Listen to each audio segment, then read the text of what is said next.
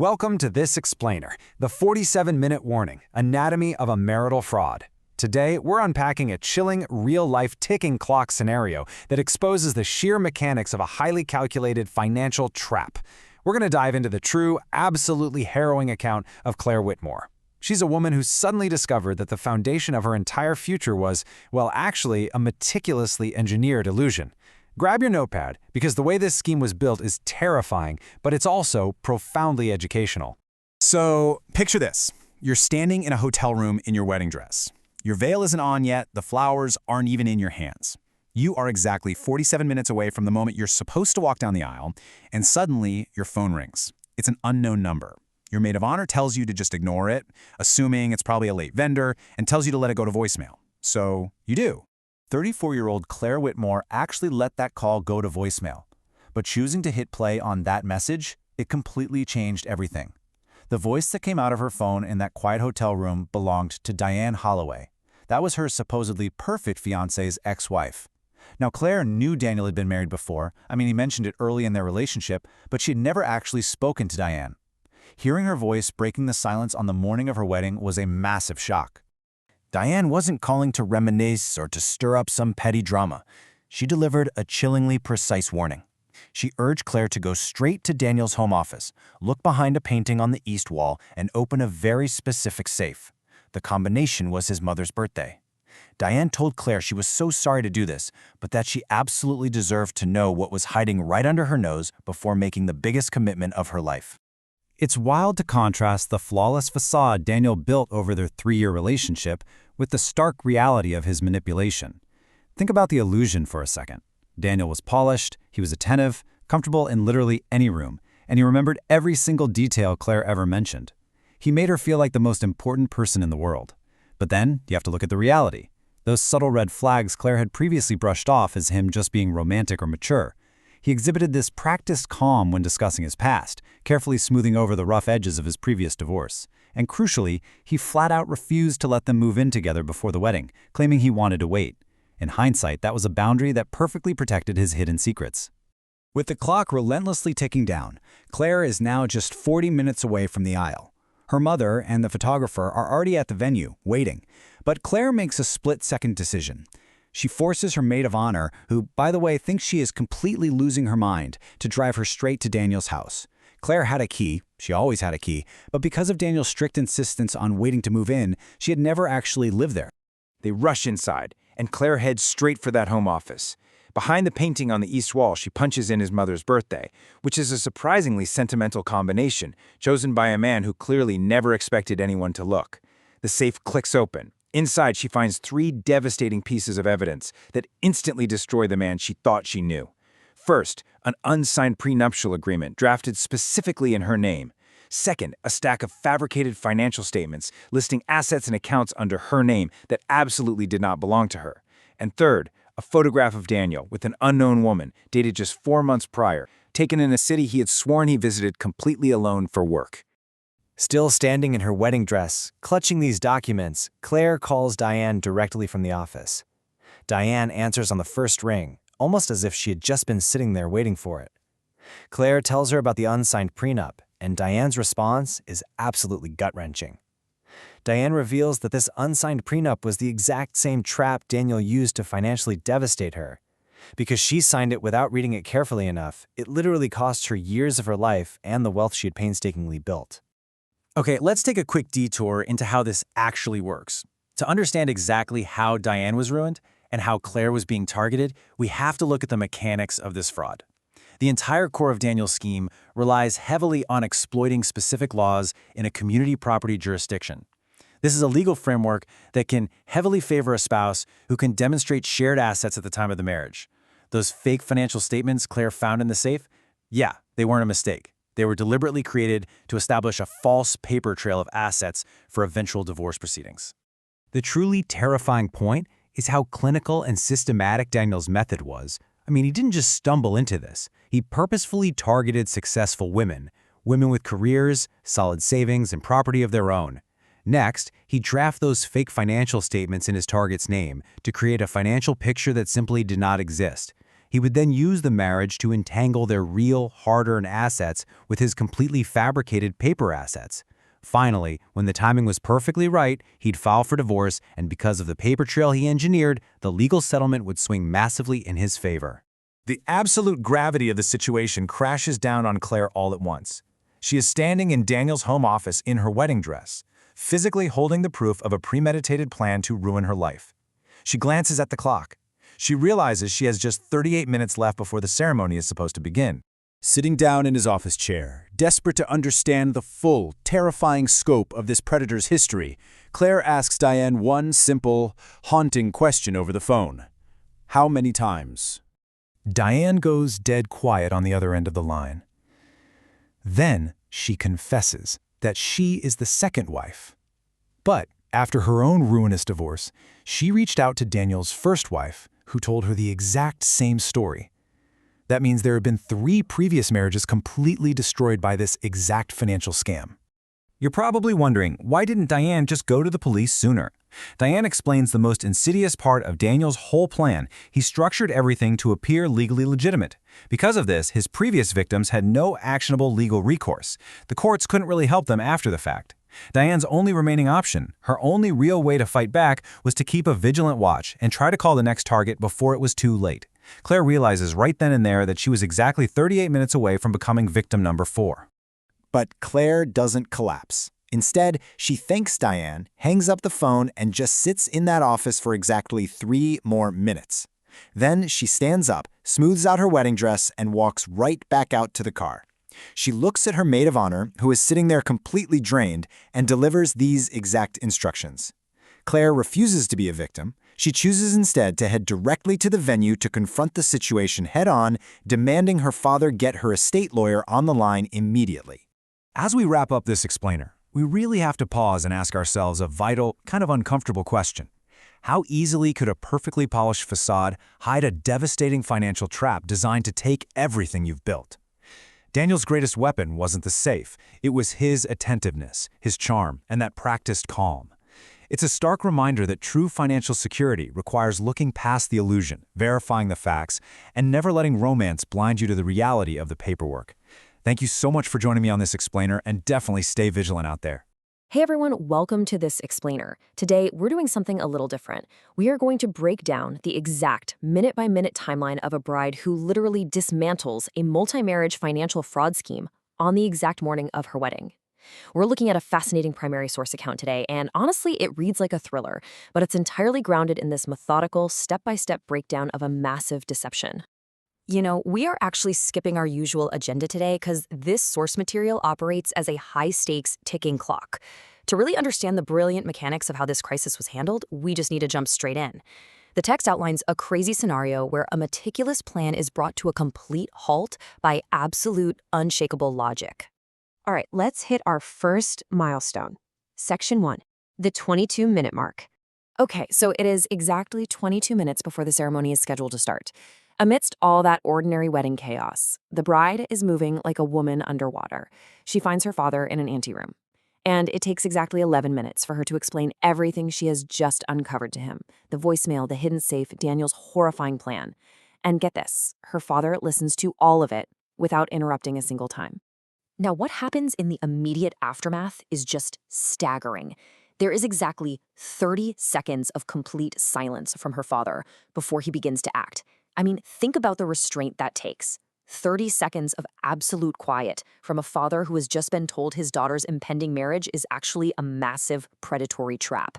He doesn't yell, he doesn't panic, he just sits in silence to process the data he's just received.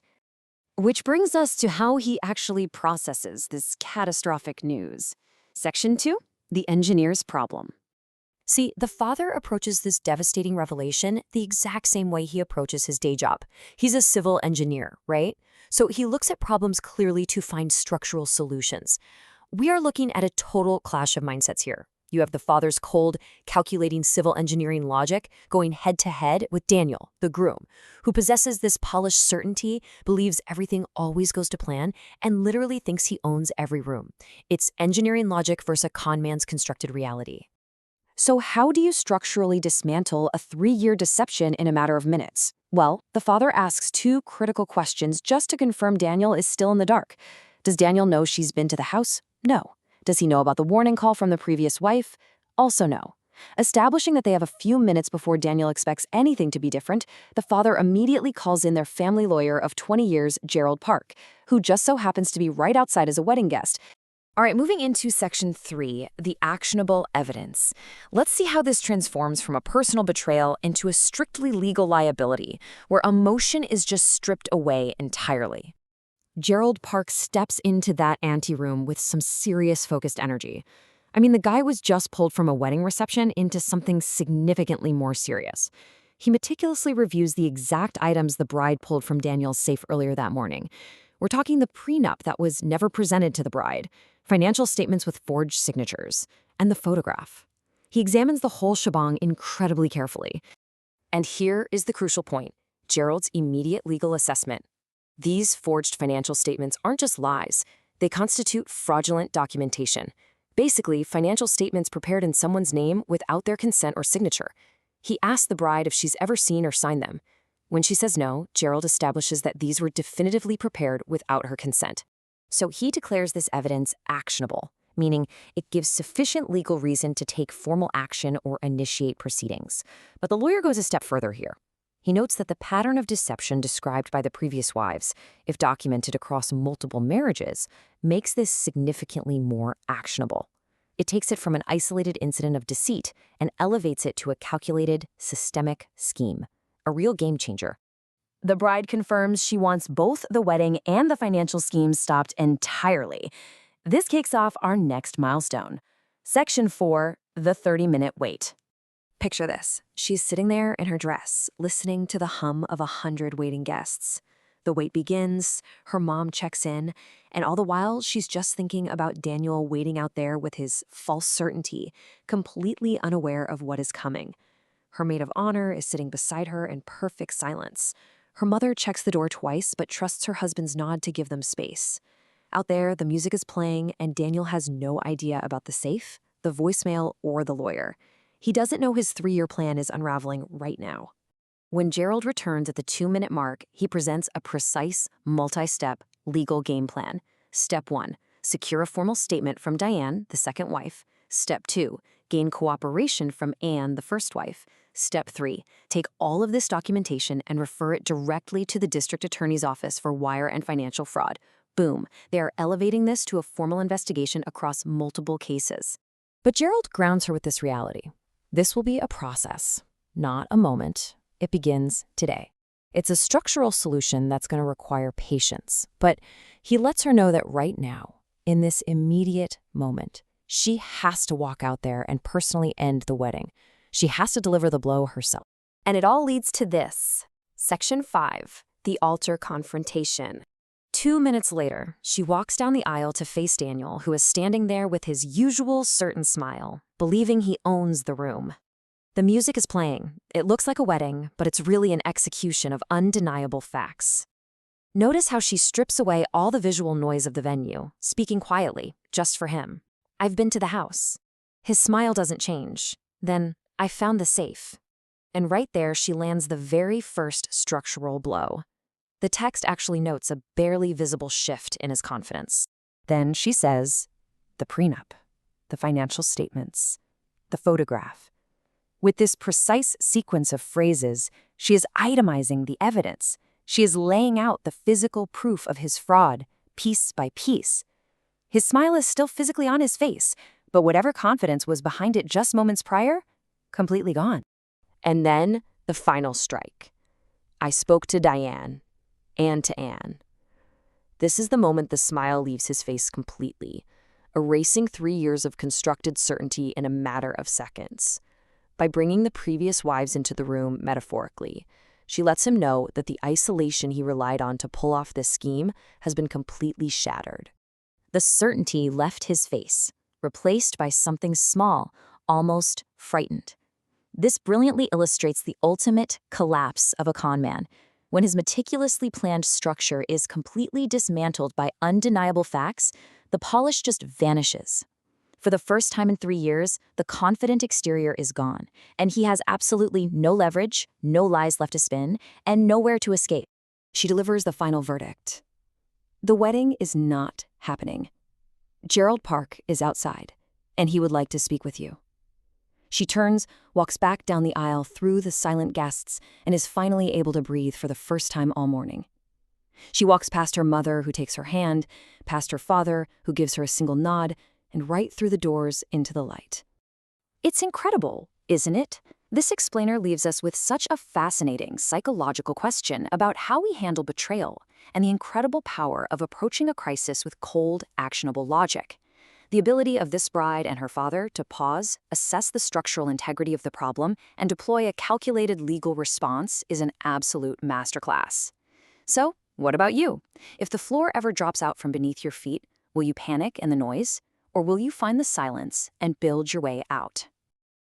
Okay, let's dive right into this explainer. We're unpacking a truly harrowing, true account of profound deception, a literal last-minute rescue, and the incredible, life-changing power of transparency. It's essentially the anatomy of a con. We're going to start this story right in the middle of the climax, exactly 11:43 a.m.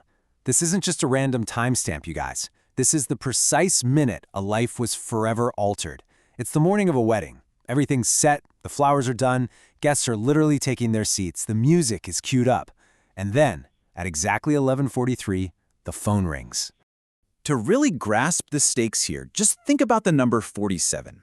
Our narrator is standing in her hotel room, already zipped into her wedding dress. She's got just 47 minutes left before she's scheduled to walk down that aisle and link her life to her fiancé, Daniel. That's 47 minutes between the life she thought she was building and an absolute disaster she couldn't even see coming. So her phone rings. It's an unknown number. And as she noted later, she almost didn't answer. Actually, she almost let it go straight to voicemail for a second time. Think about that for a second. That tiny split-second margin of hesitation, just staring at a glowing screen, deciding whether to swipe accept or decline. That nearly cost her everything. But thankfully, she did answer. And the voice on the other end delivered a truth that completely shattered her reality right there in that hotel room. Now, as you'd expect, the wedding was immediately called off. The truth just exploded. But the trauma definitely didn't end that day. For 3 whole years after that canceled wedding, she lay awake in the middle of the night, agonizing over one single, haunting question. How did I not see it? I mean, how do you share a life with someone and completely miss these massive, glaring red flags? It's a question that absolutely eats away at anyone who's survived a major betrayal. Well, here's the answer she eventually arrived at, and it's a super crucial concept for all of us to grasp. She didn't see it because her fiancé, Daniel, was an absolute master of what we call practice deception. He wasn't just, casually lying. He was executing this highly targeted manipulation that had been refined over multiple years across multiple victims. When someone practices a specific con for that long, they become exceedingly difficult to see through. It wasn't because she was naive, it was because he was professionally hidden. See, Daniel didn't just start this with our narrator. He left this long, devastating trail of marriages. First, there was a woman before Anne. Then there was Anne. Then Diane. And finally, our narrator, who was target number 4. With every single consecutive marriage, his deception got more practiced, more refined, and honestly just harder to detect. He literally learned from his past mistakes, making the illusion that much tighter for the next victim. And coming to terms with being the 4th target, that represented a profound shift in perspective for her. It allowed her to finally release her own guilt. She realized she'd spent years dealing with a guy who spent years getting better at not being seen. As she put it, that is not my failure, that is his. Placing the blame exactly where it belongs is such a vital step in reclaiming your reality after a massive deception like this. But, as we know, knowing the truth and actually proving it are 2 very different things. What followed that dramatic 11:43 phone call was a grueling 14-month investigation. She describes these as the hardest 14 months of her entire life. And not just because of Daniel, but because of the collateral damage, unearthing all the lies, the intense legal battles, and the sheer exhaustion of ripping apart everything she thought she knew just to find the actual truth. The legal fallout from those 14 months was honestly staggering. The courts finally stepped in. Daniel was charged with wire fraud, financial fraud, and fraudulent misrepresentation. By month 11, he pleaded guilty. He was sentenced to 4 years in prison in order to pay significant restitution to his former wives. For our narrator, she got her legal costs covered, and the fraudulent financial statements in her name were legally acknowledged as fake. Now, it wasn't everything she lost, but it was concrete acknowledgement. The court officially stated that what happened to her was real, it was wrong, and it had a name. Okay, I want to pivot back to arguably the most fascinating person in this entire story, Diane. Diane was Daniel's third wife, and she's the one who actually made that 11:43 call. She didn't even know our narrator. She had never met this stranger in a wedding dress. Diana had fought incredibly hard to build distance and privacy after her own total nightmare with Daniel. Reaching out meant risking all of that hard-won peace. So why on earth did she do it? Well, Diane made the incredibly brave choice to be the exact person she wished had called her on her own wedding day. She looked at this impending disaster and decided, you know what? What happened to me is not going to happen to the next woman if I can help it. It's just a monumental act of selfless transparency. Our narrator beautifully calls it the willingness to do for someone else what was never done for you. It's truly one of the most profound human choices you can ever witness. Now, let's look at the aftermath, because life really does go on. A year later, our narrator got married. Obviously not to Daniel, but to a man named Thomas, who she met in the most beautifully ordinary way on a Tuesday night. And the contrast between these two worlds is just wild. On one hand, you have Daniel's world, hidden safes, paintings that swing open to reveal secrets, basically a complete and total absence of transparency. And on the other hand, Thomas, a standard filing cabinet with a key right on his keychain, completely visible tax returns, and ordinary photos of his parents' wedding. Thomas is exactly what he appears to be. And she knows this for sure now because she finally knows what the true presence of transparency feels like compared to the absolute absence of it. On the day she finally married Thomas, actually experiencing a real, honest wedding day, she thought of Diane. She sent Diane this brief, absolutely beautiful 2-sentence card just to express her immense gratitude. She wrote, "It happened, and it was everything it was supposed to be. Thank you." I mean, just imagine the sheer emotional weight of writing those words to the woman who literally saved your life with a single phone call. And Diane, she replied with just one powerful sentence. She wrote back, "I'm so glad you answered the phone." That single line perfectly encapsulates the massive weight of that last-minute decision. If our narrator hadn't pressed accept on that unknown number, the card, the wedding to Thomas, the real life she finally found, none of it would have ever happened. So, the absolutely crucial takeaway for all of us here is that we all face these crossroads in life. We all have moments where we have to choose whether to confront difficult truths. We have to take the call. We have to open the metaphorical safe. We got to read the document that makes us uncomfortable. And we must ask the hard question, even when it feels totally terrifying to ask. Diane taught her how to look for these things, and that is a lesson we can all apply. And that brings us right back to our core theme, the other side of almost. The margin between absolute disaster and total salvation is sometimes incredibly thin. It's often a decision we almost don't make or a door we almost don't open. But the truth is, the version of you on the other side of that bravery, on the other side of making the really hard choice to seek the truth, is always, always glad you did. I want to leave you with a question to think about. Are you willing to answer the phone? Are you willing to speak up or to really listen before it's too late? We are all going to stand at a crossroads where we have to choose between a comfortable silence and a potentially devastating truth. The right version of your life is waiting on the other side of that hard decision. You just have to be brave enough to make the call. Thanks for hanging out for this explainer, and I'll catch you in the next one.